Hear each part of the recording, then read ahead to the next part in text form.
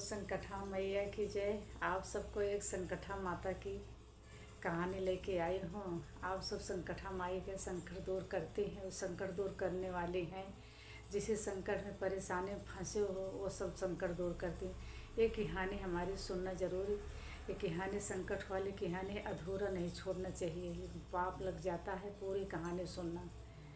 एक गांव में एक मालिन रहती थी। उसके एक बहू एक पोते थे और कोई नहीं था। उसके घर इतना था, वो अपनी बहू को इतना डांटती, इतना काम कराती, पूरा घर का पूरा दिन काम कराए और उसको भर पेट रोटी न दे, खाना पीना न दे, सारा काम कराए। ऐसे ऐसे डांटे, बोले, भगाए न जाए। इसे बहुत भगाया, डांटा, कह रहा जाओ कहीं, माँ कहाँ जाऊँ, हमारे कोई नहीं है, कोई सहारा है, कहाँ पे जाऊँ, कहाँ जाऊँ, कहाँ रहूँगी, रात कहाँ टूकूँगी, बच्चों को लेके मैं कहाँ जाऊँ। करे नहीं। ऐसे ऐसे एक दिन आया कि धक्का दे के घर के बाहर फिर ठेल दिया, घर के बाहर छोड़ के दरवाज़ा बंद कर लिया। अब रोई, खड़ी हुई के रोई, रोते रोते फिर निकल गई। जाते जाते एक जंगल में गई। जंगल में पहुँची तो एक पेड़ के नीचे बैठ गई। पेड़ के नीचे बैठ गई तो थोड़ी दूर के बाद संकटा माता का मंदिर था। वहाँ सब आए, प्रसाद चढ़ाए, सब दर्शन करने आते, पूजा पाठ करते, प्रसाद चढ़ाते। देखते उसको, दोनों को देखे, माँ बेटों को बैठे तो कहते उसको बैठा है, उसको प्रसाद न क्यों दे दो। आए उसको सब जितने से सब आया कि उसको प्रसाद दे दे के जाए, प्रसाद खाए, गुजारा करे। ऐसे ऐसे करते करते कुछ दिन हो गया तो मालिन सोची वो कि मालिन की बहुत सोची कि क्या करूं, क्यों ना बाग से चलूं। बेटा से बोली चलो क्यों ना बाग से फूल लाएं। फूल लाई कि माला कुछ है उसी को बेचे, गुजारा करें, कुछ कैसे करें, चलो लाते हैं। तो निकल गए जंगल में देखे फूल लाए, फूल लेके आए, बैठ गए वहाँ मंदिर के सामने फूल बेचने लगे। फिर थोड़ा सा परसे से थोड़े थोड़े फूल बेचते बेचते प्रसाद ही बेचने लगी। बेचते बेचते फिर उसका फूल बिकते गए, बड़े होते गए। उसका दिन आ गया तो छोटा सा उसका एक महल बन गया। महल बनते बनते अब उसका लड़का बड़ा हो गया। फिर ऐसे ऐसे एक सेठ का लड़का आया, सेठ की बहू आई, उसकी बेटी आई। मंदिर में दर्शन किया, दर्शन करके जाने लगे। देखी उस माली के लड़के को देख के उसकी सेठ की लड़की बहुत पर मन भाग गई, बहुत प्रसन्न हुई, खुश हो गई। कह रही भाभी ये तो लड़का हमारे पसंद आ गया, मैं तो इसके साथ शादी करना चाहती हूँ। कह रही नहीं क्यों, वो तो मालिक है, उसके साथ शादी करो, क्यों मंदिर से मालिक साथ शादी करो। कहाँ तो सेठ की लड़की मालिक साथ। कहीं नहीं भाभी, ये तो हमारे मन में बस गया है। मैं तो परन ठान ली हूँ, संकटा माता के मंदिर में परन कह लूँ, करूँगी शादी किसी के साथ करूँगी। तो भाभी बोली ठीक है चलो कोई बात नहीं, चलते हैं घर बात करते हैं। घर आई, अपने सास ससुर से, अपने आदमी से सबसे बात चलाई, सबसे कही। तो उसको पिताजी तैयार हो गए, कहे ठीक है। उसकी भी शादी लड़के के साथ करवा दी, अपने लड़की के साथ शादी कर दिया।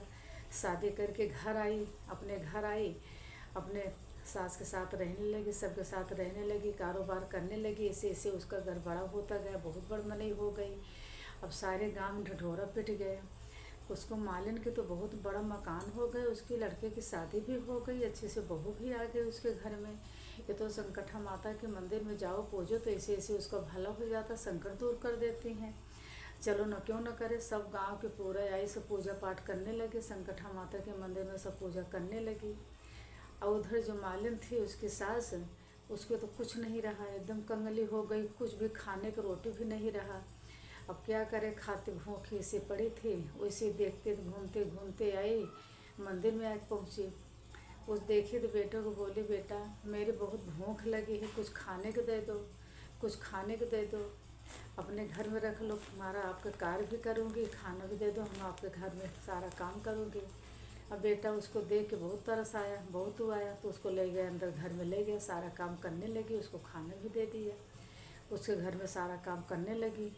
इतनी देर में उसकी बहू आई, निकली। वो तो देखी, अब बुढ़िया तो पहचाने न कि मेरा पोता है, उसके घर में रहने लगी।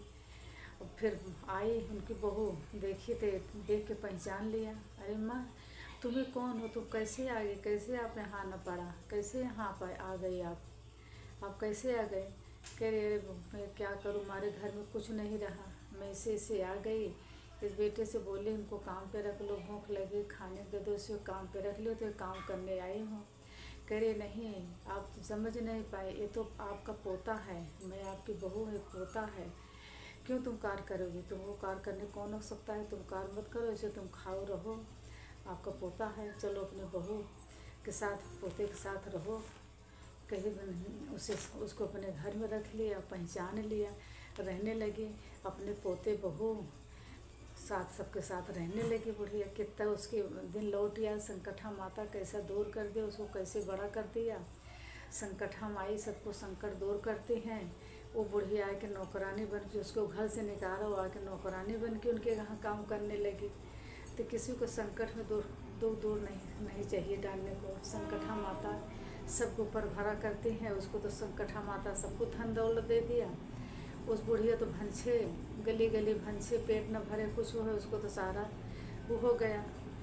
अब बहू से बोली, बहू जिसको आपके साथ बहुत किया, बहुत दुख दिया, तो आपको बहुत जितना दुख दिया उतना हमें दंड भोग लिया, जितना आपको सबको कष्ट दे दिया ना, सारा हमारे ऊपर पाप उतरिया है, मैं सब कुछ भोग लिया। धन्य हो बहू, हमारी गलती भूल चूक सब माफ़ करो। माँ जी मैं नहीं मानूंगी, ये संकटा माता के है, संकटा माता दूर करेंगी, ये सबको दिया है वही करेगी, तो आप कुछ नहीं दुख दिया, वही संकटा माई हमको बुलाई, मैं आई, आप कुछ नहीं किया। संकटा माता वही किया। जो संकटा माता की जय।